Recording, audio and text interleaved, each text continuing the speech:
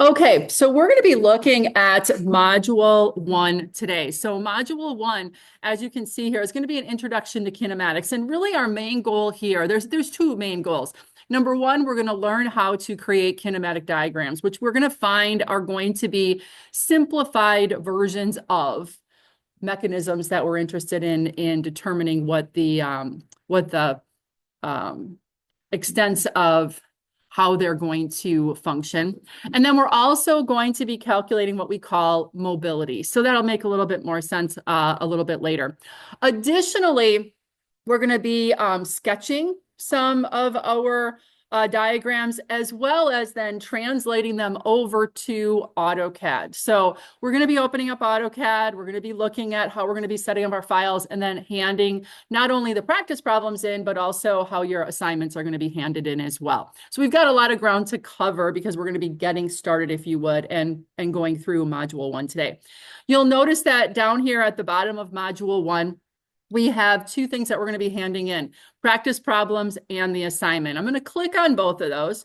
So Module 1 practice problems, these are going to be the items that we're going to be completing during my lecture/demo today. So we're going to be looking at the following examples here. You'll see some of the notes that we have. And as we go along, I'll be letting you know what your expectation is as far as handing in for the full credit. You'll also notice that I'm always going to have a couple little questions here for you to answer in addition to the things that we do. So things like, what are the two things that I learned in Module 1 here? And then also, is there anything I would like you to, identify what the main objective was you felt for Module 1, as well as any additional practice that you feel like you might need. So that just helps me just to give insights on how well the information was received by you guys, and if there's anything that I need to review, if you would. So, and then there's a couple other notes down here, but as we go through things, I'll identify exactly what you need to do.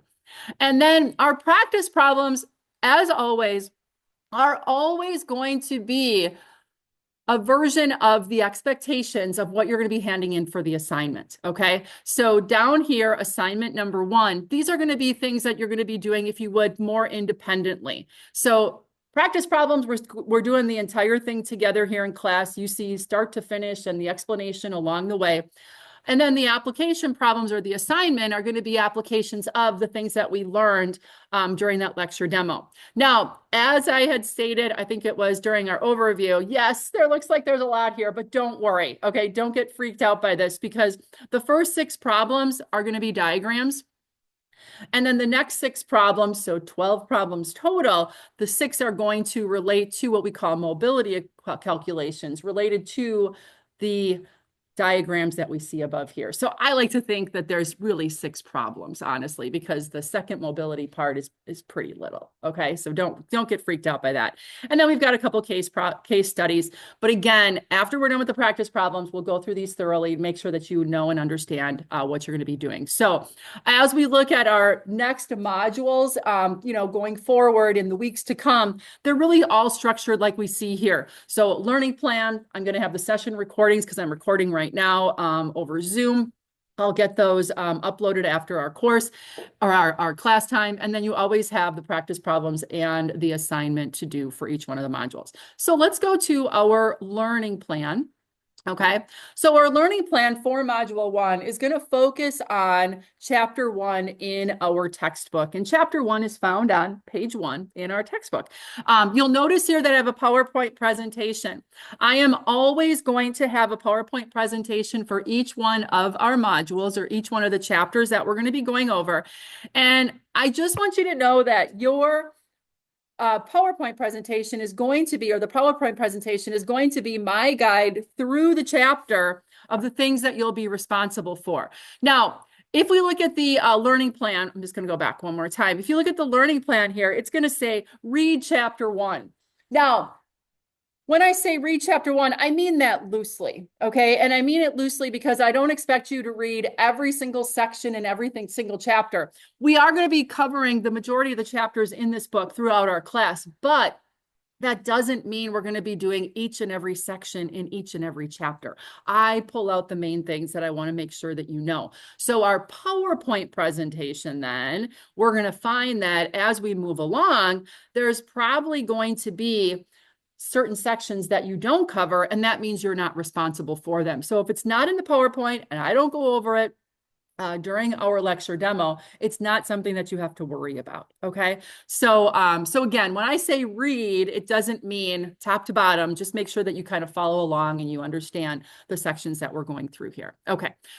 So as we get started here on chapter 1. So at the beginning here, just a list of some of the objectives that we're going to be covering here in our first chapter. So first of all, as you know, it said that it was an introduction to kinematics. So we're going to explain the need for kinematic analysis of mechanisms and what its real purpose is in the design process. We're going to define basic components that comprise a mechanism, as well as really the main goal here, one of the two, is going to be drawing a kinematic diagram, which we're going to find out is a simplified version of kind of an end product or mechanism. We're also going to be computing degrees of freedom. So that'll make a little bit more sense in a little bit. And then some other things is we're going to be specifying what certain types of mechanisms or popular mechanisms that we're going to come upon, which are going to be 4-bar mechanisms, as well as a slider crank mechanism. Okay. So, so introduction here. So this is section 1.1. And again, if there's a section identified, this is going to be a section in your book that is going to be something that you want to kind of pay attention to. Okay. So I encourage you to have the book open while we're kind of going through this, because then you'll be able to kind of follow along with the sections that we're going over. So first of all, kinematics. Now this class is called Basic Mechanisms, all right?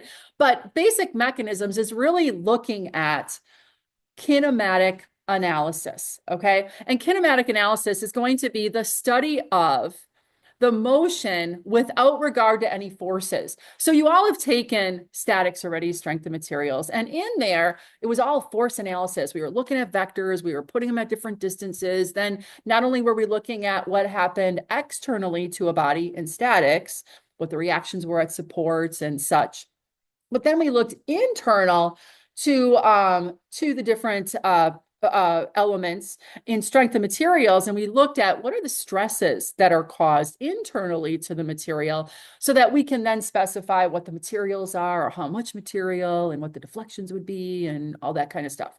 Well, we're not there, okay? We are not worrying about statics or strength of materials. We're not worrying about the elements at all. What we're going to be focusing on is the position of our different elements. We're going to be looking at the displacement. If we have motion, we're going to wonder, what is the velocity that we're seeing there? And then maybe some accelerations. So that point, then after we've kind of identified, you know, all of that stuff without worrying about forces, this is really just, I call it layout work. And I think I mentioned that before. This is like the layout of what's going to be going on. How much space does it need to take up? How much room does something need? Or if we're in the confines of maybe some space that we have to get it within, what are the constraints that we have as far as space? So kinematic analysis ends up being the first step in the design process. Okay. It's what we're starting out with. And that's why I like to call it, this is our layout work. That's what we're looking at, but we're taking into consideration certain things: position, displacement, velocity, acceleration, before we worry about any forces, sizes, materials, or actual machine elements. Does that make sense? Okay. So first steps. So let's define what machines and mechanisms are. So a machine is going to be a device that is used to alter, transmit, and direct forces to accomplish a specific goal. So for instance, you'll notice that we have a little chainsaw down here. Okay, it's a familiar machine element that directs forces to the chain with the objective of cutting wood. Okay, so into here, there's going to be a gas motor, right? Or a gas engine. And in there's going to be a drive shaft then that is going to rotate. And through that rotating motion, we need to kind of connect to it with a mechanism that is then going to direct the forces off of that gas engine to the chain so that it goes around, and that it's going to cut through elements that we need to cut through, like like wood, right? Most often a chainsaw is used for wood. So in here, there is a mechanism. We don't see it, mostly because it would probably be unsafe if it was exposed and we were, maybe to stick our fingers in there, we might get injured or something, but then there's the enclosures and such that are there.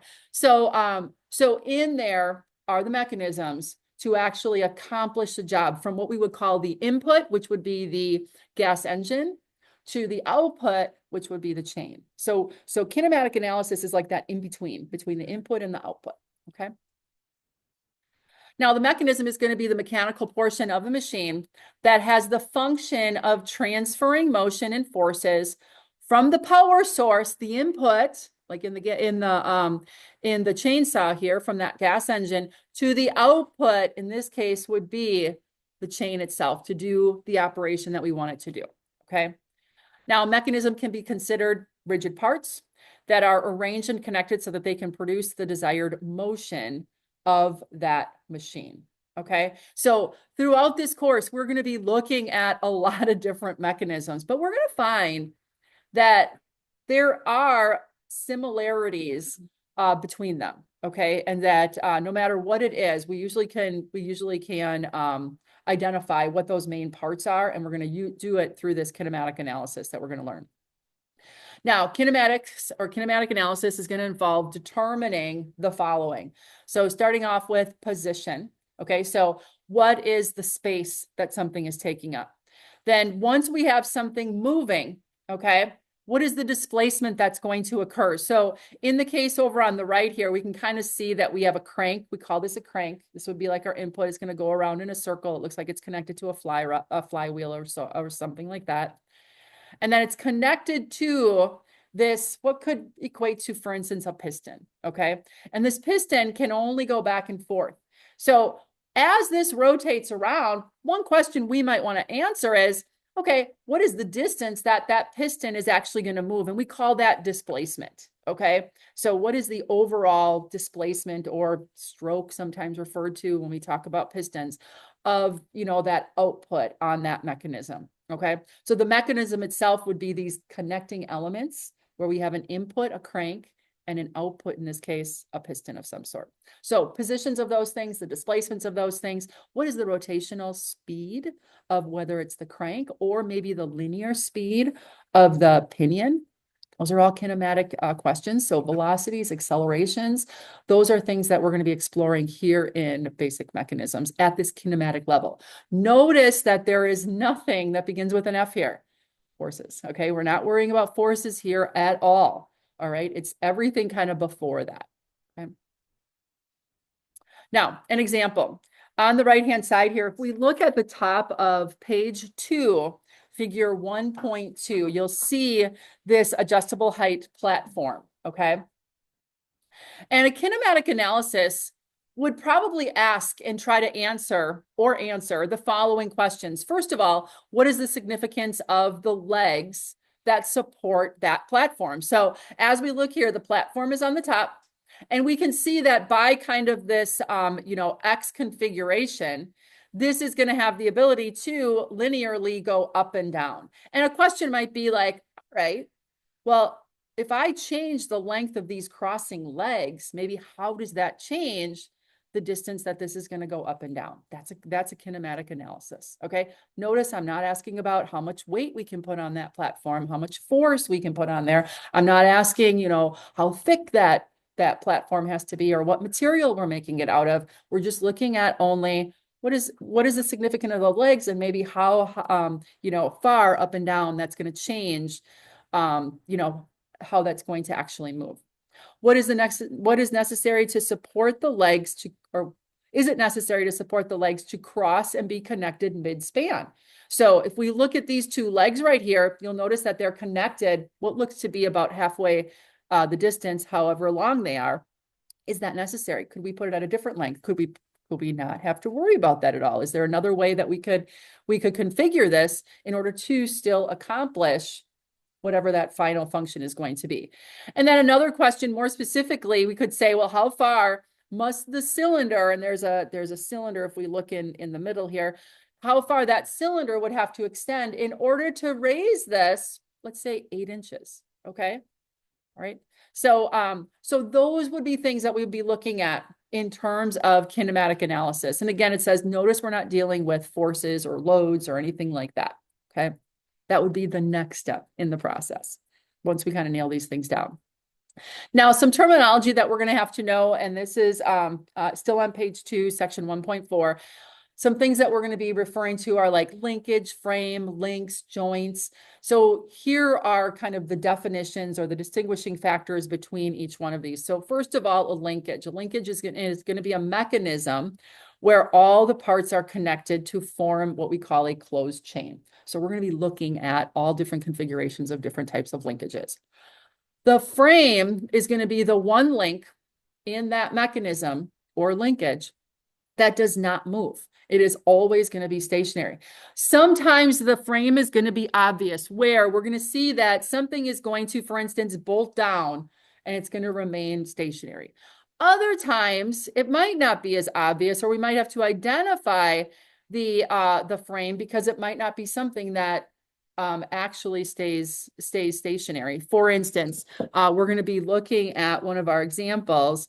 Let me make this a little bit larger so you guys can see it if you're virtual. We're going to be looking at a hand tool, okay, and how it moves. Well, this is not bolted to anything, okay, but what we would do is we would identify one of these elements as what we would identify as the frame or being stationary, and then everything else would move relative to it, if you would. Okay, so sometimes we have to identify a frame. Other times it's going to kind of present itself and be there for us, and we'll see how that's different. Now, after the frame is considered a link. It's just not a moving link. It's a stationary link. After that, there's going to be other links that are going to move in that mechanism. So we're going to be identifying those. And then a joint is going to be a movable connection between links, okay? And it's going to allow relative motion. Now, there can be a pin joint or there can be a sliding joint. And we see an example of each one of these on page 3 in our book, at the top of page 3. So if I go back underneath here, at the top of page 3 here, this is going to be an example on the left-hand side of a pin connection.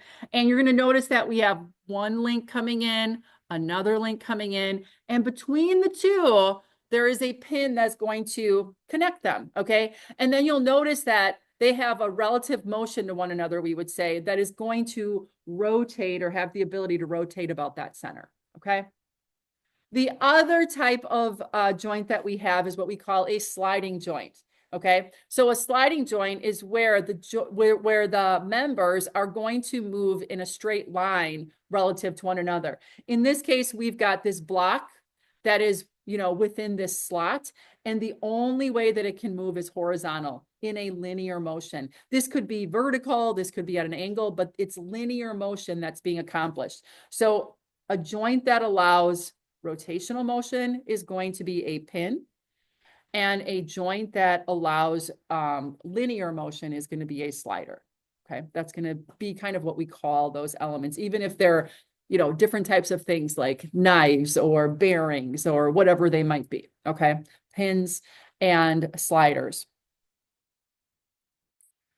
Now, we can classify different links as well into simple and complex. A simple link is going to be a rigid body that contains only 2 joints, okay? So if we look down below at figure actually 1.6, not 1.5, 1.6, on page 3 there, okay? So I'm going to go down a little bit further past the cams and the gears, okay? We're going to look at, on the left-hand side, this is called a simple link.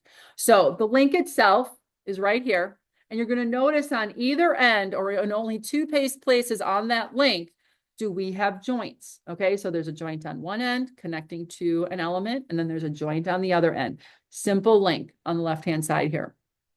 A complex link is going to be one that has more than 2 joints on it. So here you're going to notice that we kind of have this boomerang looking link, and we've got a pin joint on the end, in the middle, and then on the opposite end as well. So we've got 3, and you could have more than that as well. And that would cross over as what we call a complex link. So simple links, complex links. Okay. Now in the middle here, as we skipped over it, figure 1.5. These are what we call higher order joints, okay? Higher order joints are cams and gears, chains, and we don't look at these until later in our studies here in this class. So there's going to be some sections in each one of the chapters or a couple of the chapters that are going to deal with higher order joints. We're going to skip over those until we talk specifically about those in the last modules that we have in this course. I'm going to kind of keep it simple in the beginning here, kind of focus on just simple links and complex links as they come up, but we're not going to be looking at the higher order, the cams and the gears as we see here. Now, a point of interest is going to be a point on a link where the motion is of special interest. So it sounds like kind of a circular definition.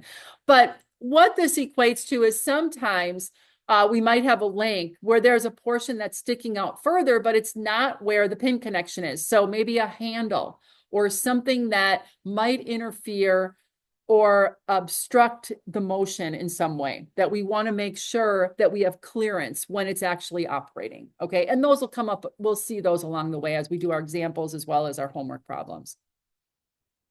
So kinematic diagram. All right, now this is one of our main objectives here is we want to learn how to create kinematic diagrams, okay, from mechanisms that are already kind of there. So we're going to kind of go backwards here. So in the design process, typically we would start with a kinematic diagram and we would end up with the final form. But to kind of get the practice of creating kinematic diagrams, we're going to be looking at a final form and then we're going to be creating a kinematic diagram from it.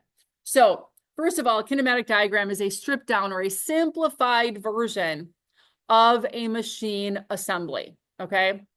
And its purpose is just to represent the variables that affect the primary function and the spatial requirements of that mechanism. Okay, that's it. So if we look over here, these two illustrations at the bottom of this slide, on the left-hand slide, we're going to notice that we see what we call a toggle clamp, okay? And this toggle clamp would be used a lot of time in tooling to hold something down, maybe when it's machined or welded or whatever it might be, okay? And what we would do is we would actuate this handle, would go kind of like oscillate up and down like this. And then in the front here, that hold down is then going to push down and it's going to keep something, you know, stationary, okay? It's holding it down. It's a little clamp, okay?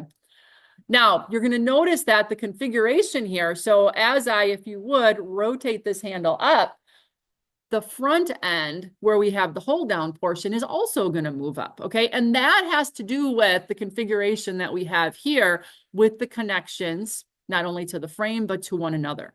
And what we're going to be doing in this unit is, okay, we're going to have, for instance, like a toggle clamp like this, and now we want to create the kinematic diagram to represent that. And over on the right-hand side is what we see as a kinematic diagram. Now, if we kind of cover this up over on the left-hand side and we look just to the right-hand side, it really doesn't look much like a toggle clamp, does it? Okay, but the whole purpose here is to represent this in a stripped down or simplified version, okay? Because again, remember, if we're in the first initial stages of the design process, we don't know what this is going to look like in the end, all right? We're kind of like starting with the end first, just so we can make the diagrams, but you're going to notice that as we move along in the class and we start, you know, using these diagrams, we're going to start here instead. Does that make sense to everybody? Okay, so this would be your start point. So it's a stripped down version of whatever the final mechanism is that we're expecting. And sometimes we don't know what it's going to look like. This is really just the start. And as you can see here, what this does is it represents for us the extent of how this is going to be moving around, okay? So for instance, out here, you'll see that they're at the very end here, maybe zoom in just a little bit. There's this point Y. We call this a special interest point because this would represent, if you would, the end of our handle. That might be important because we have to make sure that wherever we put it, it's not going to interfere with something else, that we have enough room to actually actuate that handle for however far we need it to go to make sure that this holds down the way it's supposed to, okay? Or when we release it, we're not hitting or obstructing something else. So we have to know kind of where that endpoint is. The other special interest point is going to be out at the end of our clamp. Like, how far down is that going to go? Or how far out is that going to go from where this is going to be mounted, if you would, to whatever it's going to be mounted to, okay?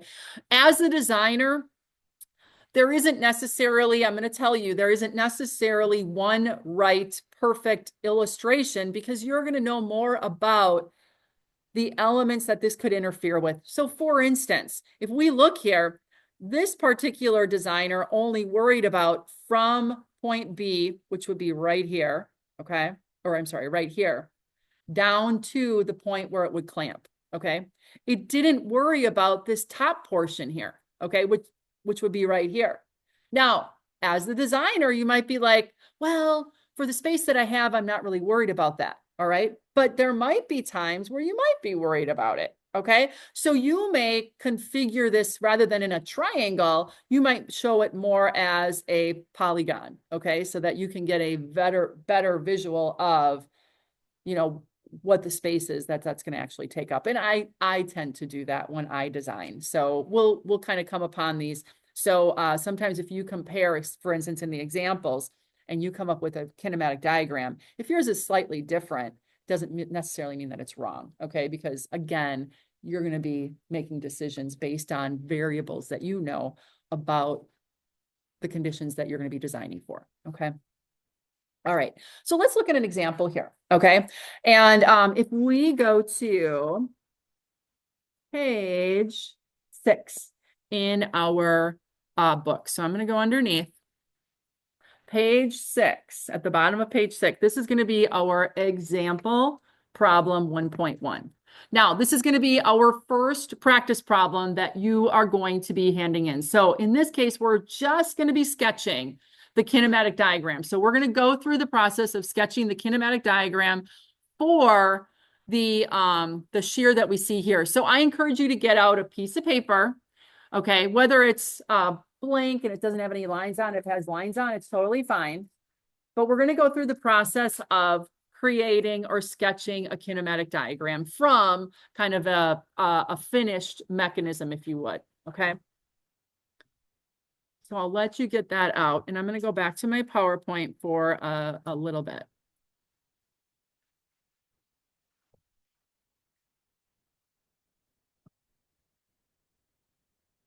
Now, there is a process that we're always going to go through to create a kinematic diagram, okay? And the first thing we're going to do is we're going to try to find where is the frame. Now, earlier we identified the frame as the link that is going to be stationary, okay? That is not going to move. And it's really what we attach the moving elements to. So we are going to first identify that frame, okay? And sometimes, as I said earlier, sometimes it's obvious, sometimes it's not as obvious, all right? And we might have to identify it. So we're going to be looking at the frame. Then the next thing we're going to do is we're going to be identifying the types of each one of the links and joints that we have in our illustration. And we're going to be using table 1.1 to help us with that. And table 1.1 is going to give us how we go from an actual part to the simplified version in the kinematic diagram that we're going to use. Then we're going to draw each one of the links to scale. Now, in module 1 here, we're going to notice that our practice problems, as well as our homework or our assignment 1, none of the illustrations are going to have any dimensions at all, okay? It's really just the practice of, let's just make a kinematic diagram. We're not going to worry about sizes just yet. So when we don't have the sizes, and you'll look at this illustration here, we don't have any dimensions. We don't know what these sizes are at all. We're just going to make things proportional in module 1, okay? Module 2 is where we're going to start getting the dimensions and then moving things around and then determining displacements. But for right now, we're just wanting to create the diagram. So when we say to scale, I guess I would probably more say proportional, okay, based on the diagram that we have. Then what we're going to do is we need to number the links, starting with the frame as being number 1, okay? And this will make more sense in a little bit. And then we're going to letter the joints with the first one starting with the letter A, okay? So I am going to have it. Our end result is going to be on page 7. We're going to go from the illustration that we see here to the kinematic diagram that we see here. All right. Okay. So we're going to go through that process together. So let's start and use the process that we identified here. So our mechanism is going to be a shear. So let's talk about the operation of this shear first before we get into doing the kinematic diagram. So first of all, as we look, this is a manual shear. We would hold this, an operator will hold it with their hand, and they would basically operate this by rotating it up and down, up and down. Okay. It's not going to go around in a full circle. It's just going to be operated up and down. So when I pull this up, look at the mechanism down here. Notice that this handle is connected to a blade that is then going to cut through. The intent is for it to cut through, it looks like electronic circuit board laminates. Okay. So if I rotate this from the position up, what direction is that blade going to go? Is it going to go up or down? It looks like it's going to go up, right? So if I pull this handle up, this is going to rotate up and it's going to pull that blade vertically up. You're also going to notice that this blade is constrained between these two walls to only be in a linear or vertical motion, right? So our handle is going to rotate or oscillate, not a full rotation, around this center of rotation. But our output, our blade, is going to be constrained to be only vertical or linear motion, okay? This is what we would call a slider, right? Going vertical. And then our handle would be considered, we normally call it generically a crank, okay? It's because even though it's not going to be going around in a full circle, it's going to oscillate, but it's got a center of rotation for which it is going to rotate, okay? So a crank slider mechanism is what we have here.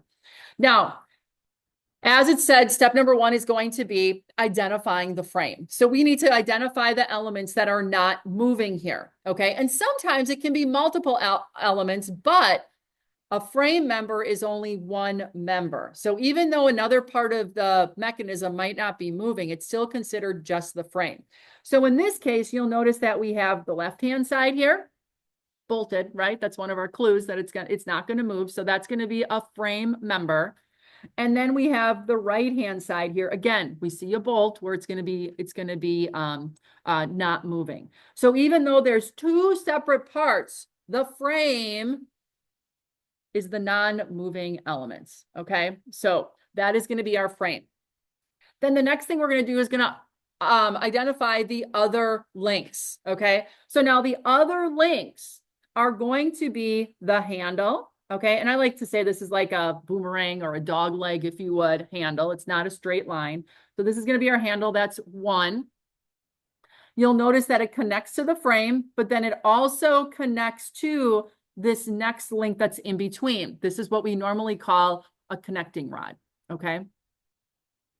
And then the last link that we have is going to be our slider.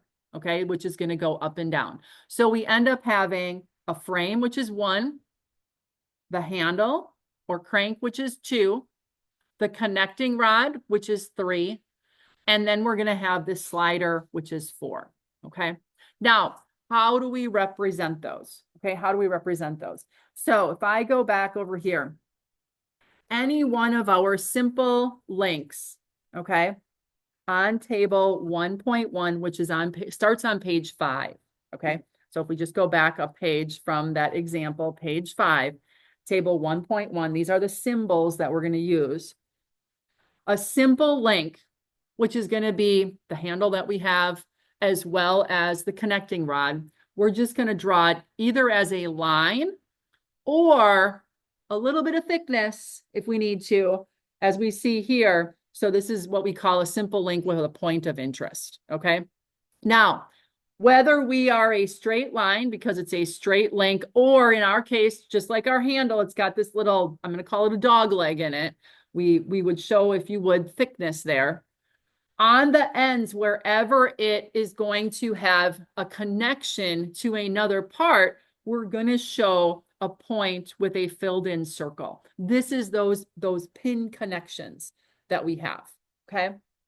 So straight line or a triangle-ish looking with filled in dots or points for the pin connections, okay? So these two we're going to use quite a bit.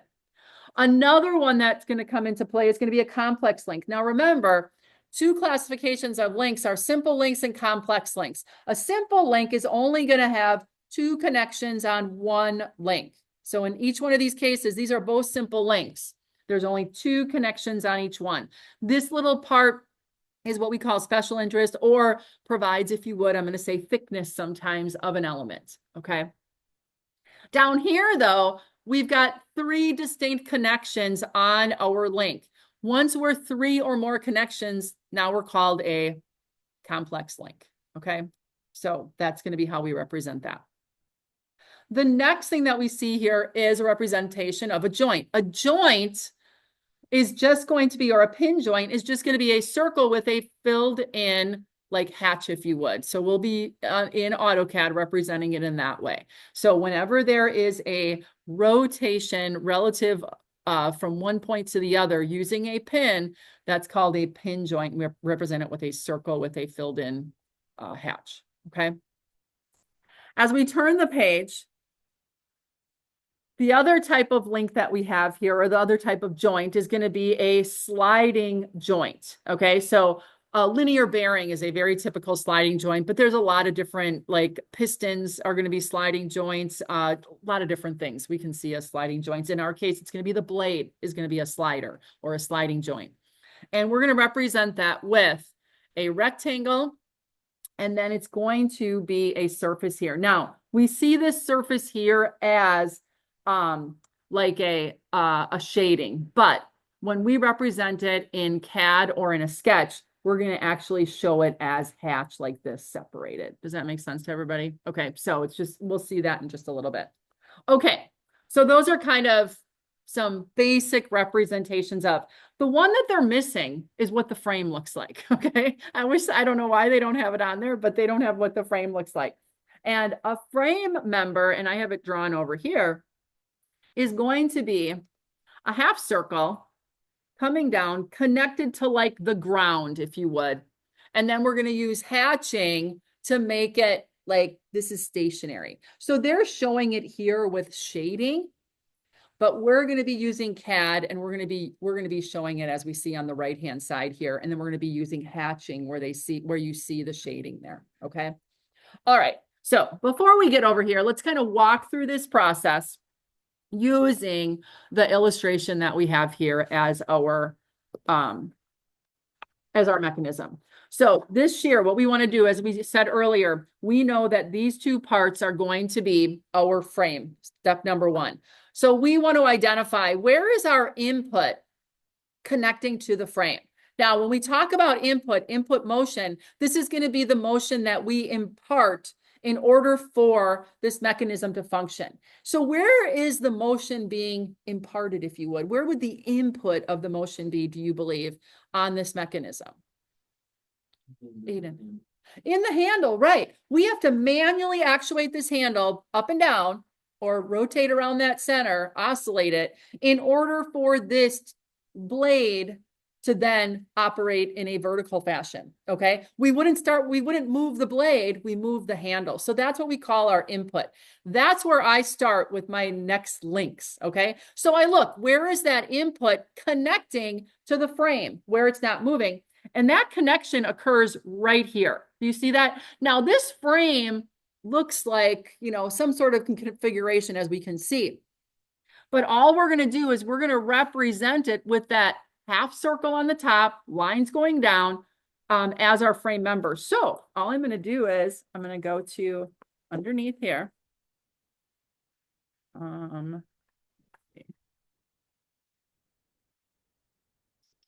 Paper. Okay. So remember, this is a practice problem you will be handing in, and this is example 1.1. Okay. If you want to put the page, you can say page 6 if you want to. Now we are sketching this. I am going to use a I am going to use a straight edge, but if you don't have a straight edge right now, it's totally fine. But I'm going to first identify my frame member, and I'm just going to draw with a little pin connection here, a frame member. That's it. Okay. And that is going to represent where my handle connects to the portion that doesn't move. That's it. Okay. So this is my frame. I'm just going to identify it like this, frame, but that's how you represent it. Yes, Joseph.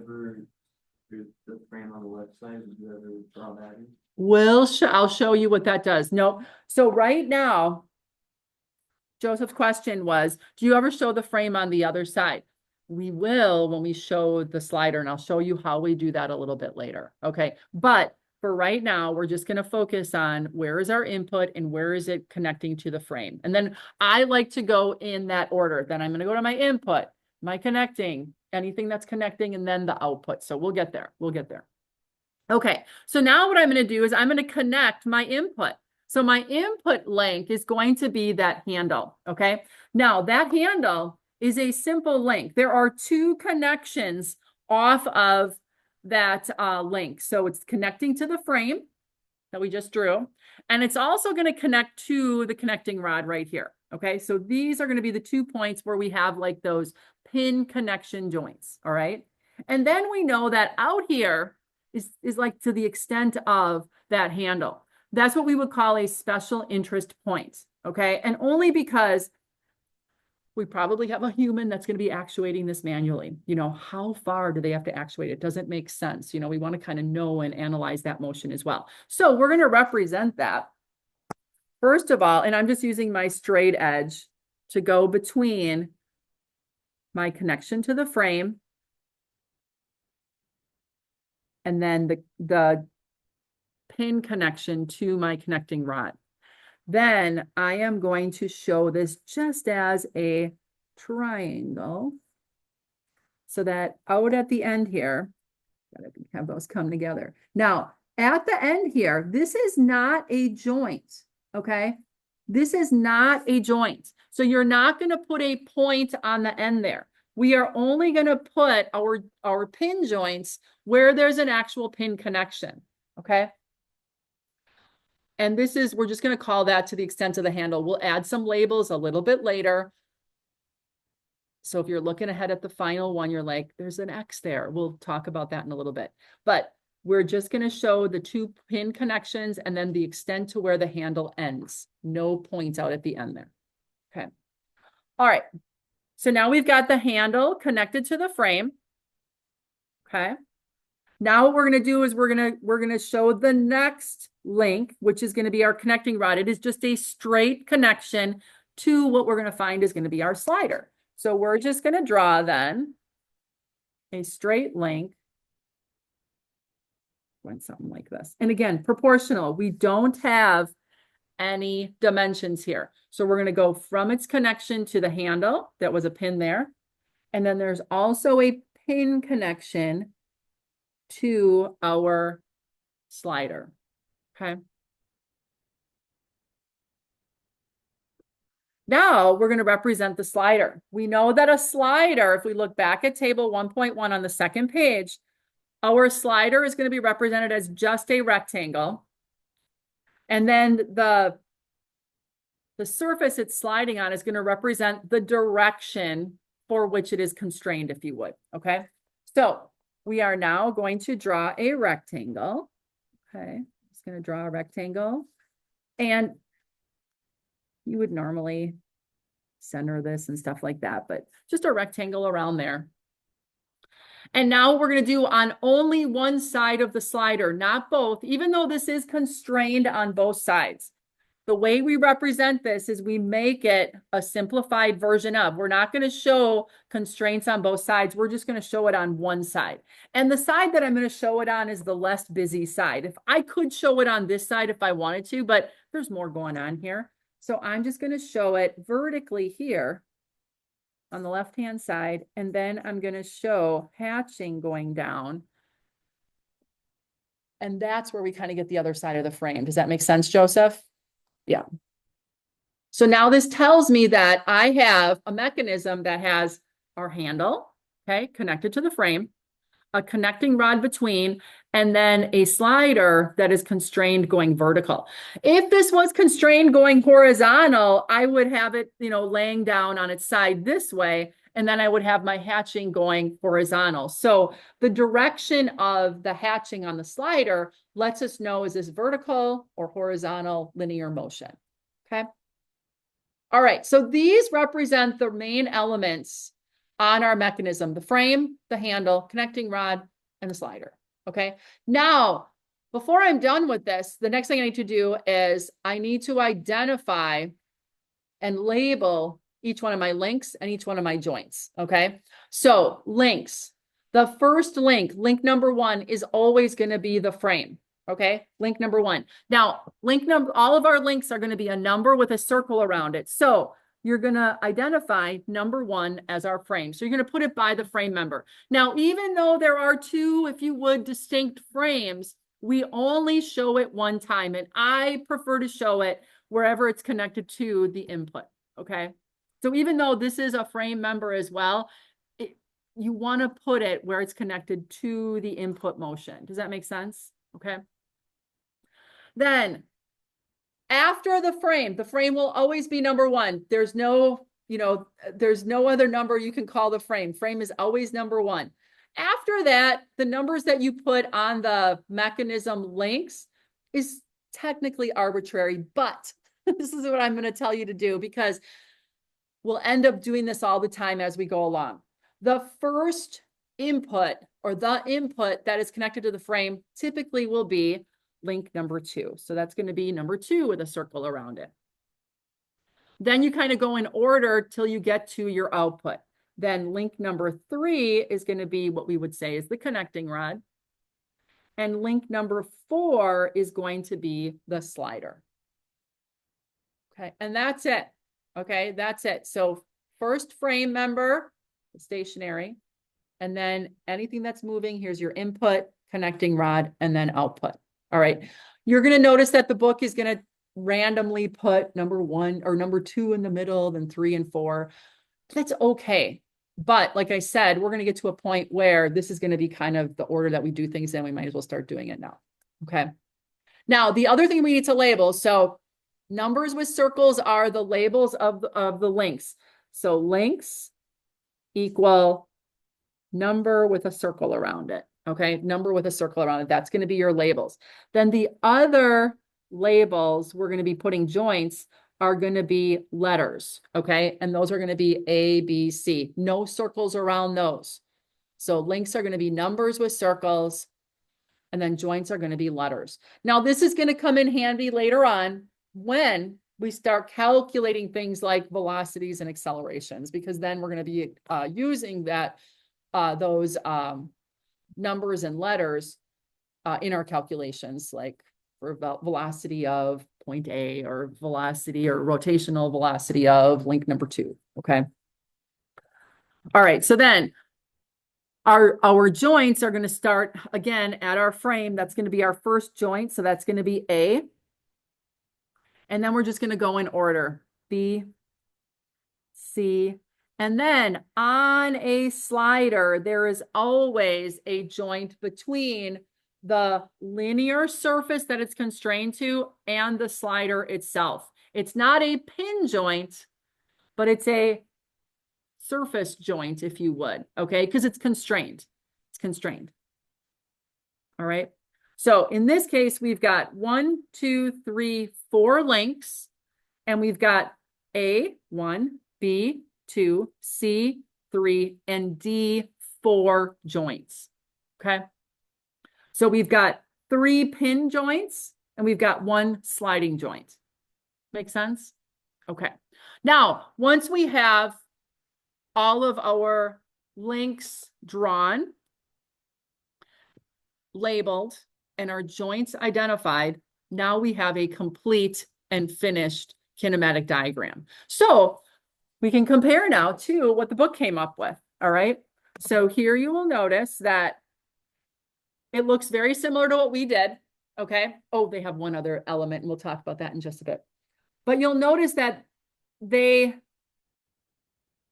showed their links as different numbers. And again, that's okay. Number one is the frame, just like ours. Like I said, that is like standard. Number two, they have as their handle, which we did as well. But then they went number four to the connecting rod and number three to the slider. And again, I kind of like it in the order from when we go from input to output with where our last link is going to be our output, which it really is the blade. Okay. And then as far as the joints, those were the same. A at the frame, B, C, and then D is going to be that sliding joint that we see vertically here. The only difference that we see as far as in representation is that our frame, they use shading, okay? And in the slider, they use the shading as well, where we're going to be using the hatching, and we'll be crossing over and looking at that in our next example when we convert those to CAD. Now, the very last thing is identifying any points of interest. And the only last thing that we do have is the very end point of that handle. This is a call of the designer, okay? If you have wide open space and you're like, I'm not worried about any interference at the end point of that handle, then you don't have to put a special interest point at all. You could actually make this link represent differently. Where did I go with it's underneath here with my diagram. You could actually represent this then as just a line from A to B going down then to C. If you're not interested in what's going on here, you might say, I've got wide open spaces. That's not of interest to me. But if it is, and you need to kind of understand what that radius is, or that it doesn't interfere with something, then you would want to put that X out there and put the extent of the handle so that as you move this, and we will be doing that in our next module, as you move this kind of through its full motion, you can see exactly, where it may interfere with other things but the spaces that you have to allow this to operate. Does that make sense? Okay. All right. So first kinematic diagram. Any questions right now? You will take a picture of this, and this will be part of what you hand in for the first example for your practice problems, okay? All right. Then what we're going to do, let me go back to my PowerPoint presentation. That is our first example, example 1.1. Let's look at example 1.2, okay? 1.2 is on the following page, okay? It starts at kind of the middle of page 7. And what we have, okay, is we have a hand tool, okay? So this is going to be a vice grips, and we want to draw the kinematic diagram for this. Now, this is an example, as we stated earlier, where this is a hand tool. None of this, no part of this is bolted to something, okay? We just hold it in our hand. And now, although this is not the exact same looking hand tool, this is kind of like the same operation, right? This is one that I have, okay? So in this case, basically what we want to do is we want to then identify one of the elements here to be the frame, okay? And what they ended up doing here, if we turn the page, they took the top of the vice grips, and it's kind of like you hold that, and then you let everything else hang down below. So if we look at the one that I have here, it's like taking this part right here, holding it in place, and then allowing this to move back and forth. Does that make sense? So now our frame connections are going to be here, and then what would be in here as well. Okay, here and here. And if we look here, those are the two connections to the frame that they have there for that same hand tool. Okay, so if we take a peek on the next page, they represent their frame in those two places. They represent it here and here. So if I look back at, hopefully I'm not too big, I am. That's this pin right here. And then what would be the pin inside underneath this rubber handle on my vice grips that I have here. Okay, so it's those two spots. All right, and then that way, this is our frame. Okay, then the connection is going to be with this straight link. I know it doesn't look straight, but really from point to point, it would be straight. Then we've got our handle, two connections here, and then probably a little triangle down here, right? Okay. And then we have in the front here, we're going to have this element that we see. Okay. So in this case, you're going to notice that this is going to be the kinematic diagram that they come up with. So let's kind of walk through this together and then make sure that we understand the different elements. So for this example, we're going to first do the kinematic diagram sketch, but then we're going to be converting it over to AutoCAD. We're going to be going through that process as well. Okay. So this is going to be example 1.2, and this is on starts on page 7. Yeah, page 7. Okay. Now here again, you're going to notice in our vice grips that we don't have any dimensions. So we're just going to draw the elements in proportion, just like we did on the last one, to represent each one of the elements. So again, just like the last one, our first step is going to be, where is the frame? Okay, where is the frame? I guess I'll bring it back and forth here.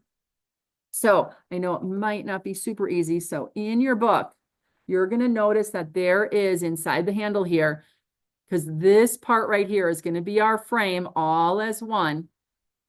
The two connections to the frame are going to be here and here. All right, are going to be there and there. So what I'm going to do, they look like they're in line with one another.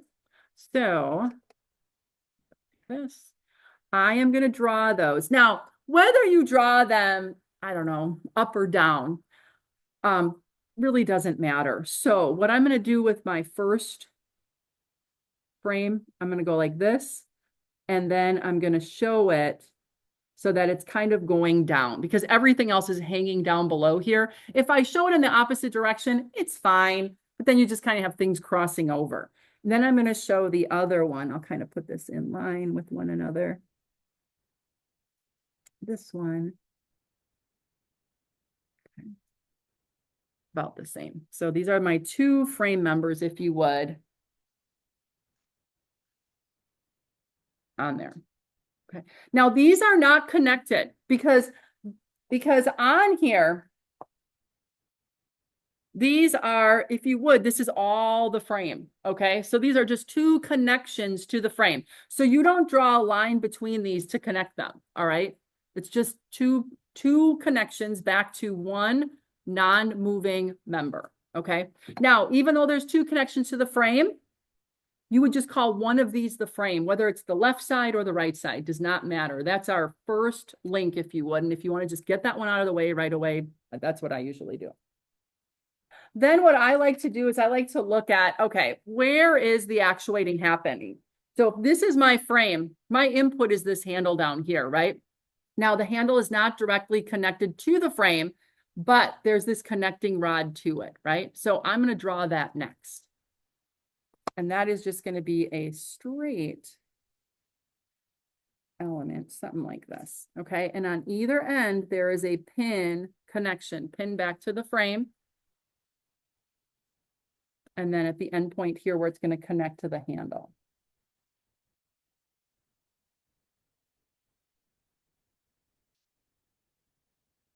Now, my handle has another connection kind of straight across-ish, right about there, right? So if I look here, what I'm referring to is this connection is coming down to here, and on my handle, I've got two that are in line, two pins that are in line with one another, okay? So I'm gonna make a triangle. This is my handle, and I'm gonna make my triangle because my handle is gonna kind of go out to here, and then it's gonna go back to this point here. Does that make sense? That's that handle portion. Now you'll notice that the handle itself kind of has a curve in it. We're not worried about that right here. We're simplifying this and making it just, kind of a stripped down version of, okay? All right, so this is my handle. This is that little connecting rod. So we could call this 2. This is connecting back to the frame, right? And we can call our handle 3. Now, there's one more element, okay? One more element. So on here, when we look, there is this like bottom part of the jaw. So you'll see that this part, and the top of the jaw is all the frame, okay? This is all one solid piece. On mine, it's not. But on theirs, it is. It really, actually, it is a piece that doesn't move, if you would. It sticks like mine, it's a separate piece, but it's kind of like shoved in there and it's crimped. I don't know if that's the right word to say, but it doesn't move, even though it looks like two separate parts. It is still stationary. So the only part that moves is this bottom portion right there. So what we're going to do is we're going to connect back to the frame. Okay. And then we're going to show a point of interest triangle, if you would, out here to represent the bottom part of that jaw. Does that make sense? Now, something you might want to know, okay, for instance, the operation of this, we might want to know, well, how far does that open up and close, right? That might be a typical thing that you might want to know. So then what you may do, but it's not in this particular illustration, you might want to add, if you would, another point of interest or where that jaw would, that top jaw that doesn't move, where that would be in space so that you can then determine where the bottom movable jaw is actually moving.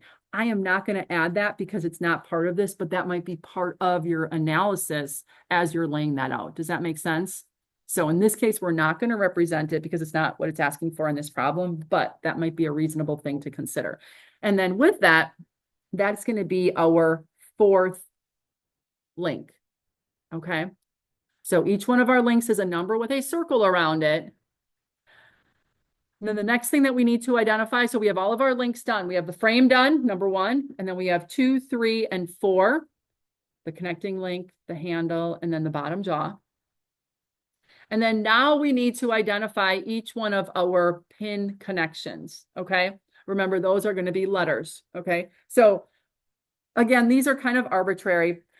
I'm going to start where I have link number 2. I'm going to call this A.